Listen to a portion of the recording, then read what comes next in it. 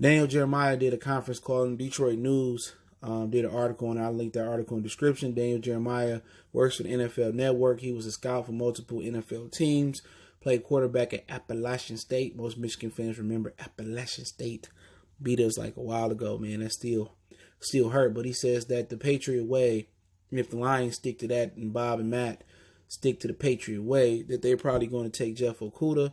So let's talk about that. And also we can talk about Jamal Adams, exploring a trade for him from the New York Jets. He seemed not to be happy over there.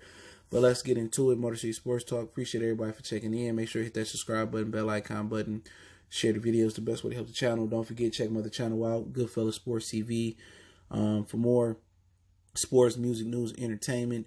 And Daniel Jeremiah made a great point in this article. Just hit the title of the drop-down box, and it'll be in the description under the article link. And he says that if Matt Patricia and Bob Quinn stick to their Patriot way mantra, which Matt Patricia told NBC Sports that he doing it the Detroit Lions way, which is total malarkey, right?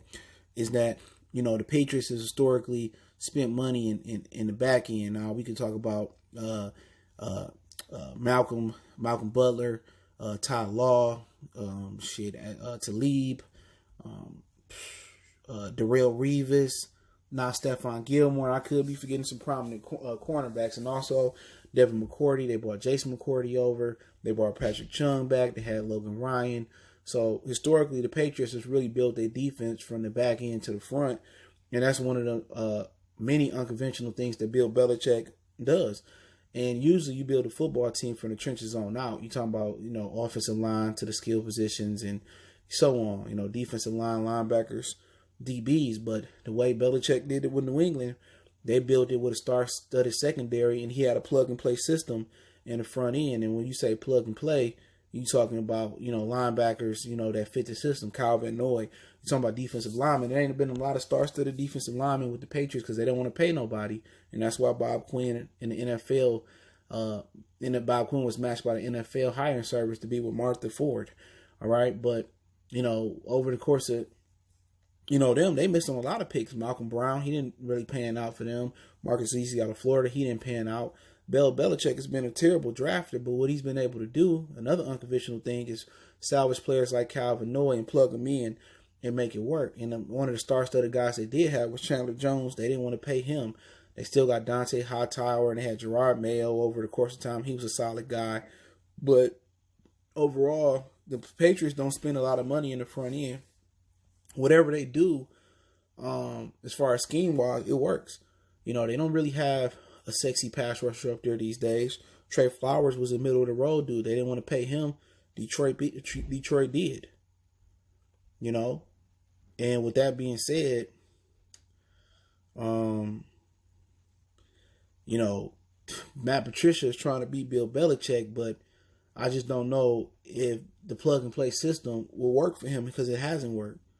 You know, they got linebackers for them, Devin Kennard and, you know, Tavai, and we'll see with Tavai, and they like Christian Jones, but a lot of the fans and a lot of people around the NFL don't see them doing well. You know, they did get Trey Flowers, and they did, you know, draft Deshaun Hen, who hasn't been able to stay healthy, and Flowers had his injuries, you know, with the season, coming into the season with the shoulder, but, you know, if the trend stays and they spend the money in the secondary, they may, you know, bring back Darius Slay or let him go and let Jeff Okudah and Amani Arakwe, and Coleman, the secondary with Harris and Walker in the back end. But, you know, it's just you looking at that D-line. If they don't spend money or spend, you know, something on the front of the D-line in free agency, and they looking to bring in second, third, fourth, fifth round draft picks, and Bob Quinn don't hit them out the park, the defensive line could be a huge problem. If your front end ain't doing well, you know, and any other defense, you know, other than Belichick, which his front end does well. I don't know what he does, if it's the position coach, if the scheme, or if they stunting or whatever they doing. They disguising real well up front.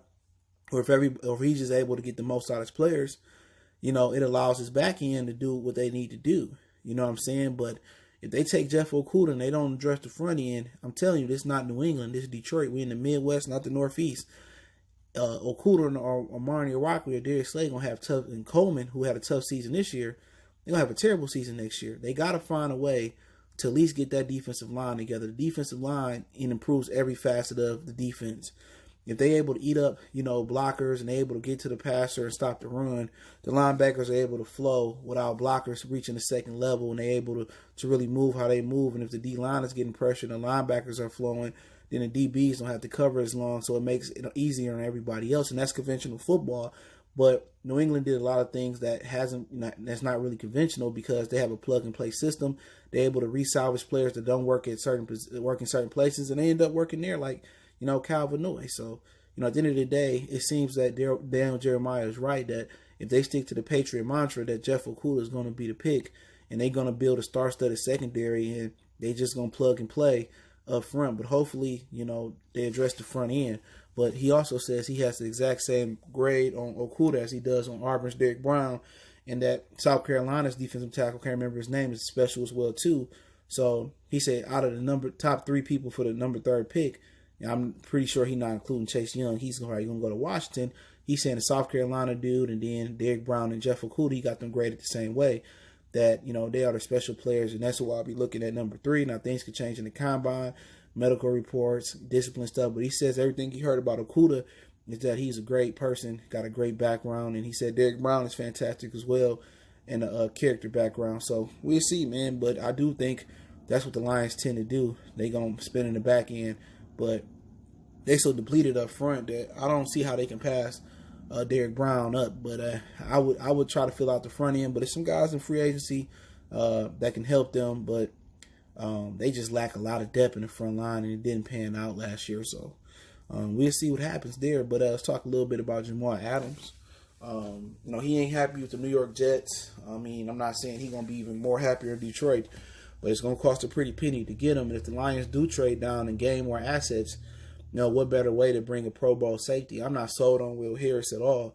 And if you can add Okudah and keep Darius Slay or something like that, and you can get a Jamal Adams, you put him back there with Tracy Walker, now you're talking about a star-studded secondary. Also, you still got to have a good front end, but that secondary would be awesome. Even if you took Darius Slay out and you said, you trade him for, Jamal Adams, but however you do it with the picks, you get Adams, you get Tracy Walker, you get Coleman back there, you get Okudah and Marnie Araki, or if you can keep Darius Slay, that's special. So that's something that I definitely would be exploring. And from the Lions, eventually you have to pay him, but the new CBA, the cap is probably really going to go up.